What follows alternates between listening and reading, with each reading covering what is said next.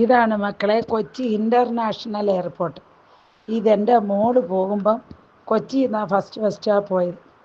ഇപ്പം ഞാൻ, എൻ്റെ മോള്, എൻ്റെ മോനും, എൻ്റെ മോളുടെ ഫ്രണ്ട് സാജനും ജഹിനും, പിന്നെ ഞങ്ങളുടെ എല്ലാം ഫ്രണ്ട് നാഗരാജനും, ഞങ്ങളെല്ലാം കൂടെ കൊച്ചിയിൽ നിന്ന് അവളെ കയറ്റിവിട്ട് ആ എയർപോർട്ടാണ് ഇത്. ഇതാ മക്കളെ Thiruvananthapuram airport, Thiruvananthapuram international airport. ഇവിടെയാണ് എൻ്റെ മോള് വന്നത്. ഖത്തറിൽ നിന്ന് ഇപ്പം ഫസ്റ്റ് ലീവിന് വന്നത് തിരുവനന്തപുരം എയർപോർട്ട്. ഇത് തിരുവനന്തപുരത്തുള്ള ഇൻ്റർനാഷണൽ എയർപോർട്ട്.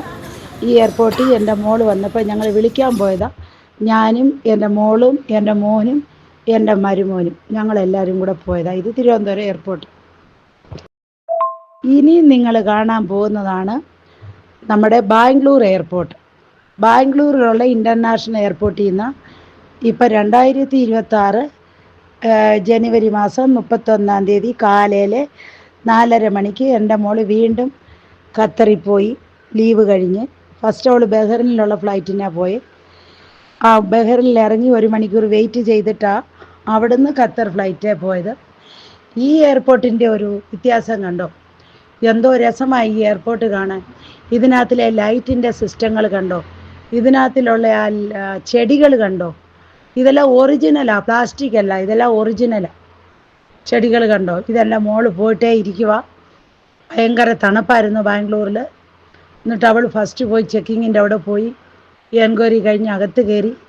ഇതാ തിരുപ്പി വന്ന് ഞങ്ങളോട് വീണ്ടും യാത്ര പറഞ്ഞിട്ട് വീണ്ടും അവൾ പോവുക. വീണ്ടും അവൾ അകത്ത് പോയി. അതുകൊണ്ട് അവൾ പോകുന്നതല്ലേ എൻ്റെ മോൻ എനിക്ക് വീഡിയോ പിടിച്ചിട്ടേ ഇരിക്കുക. അങ്ങനെ അവൾ അകത്ത് പോയി. ഞങ്ങൾ വീണ്ടും 1 മണിക്കൂർ ഇവിടെ വെയിറ്റ് ചെയ്തു.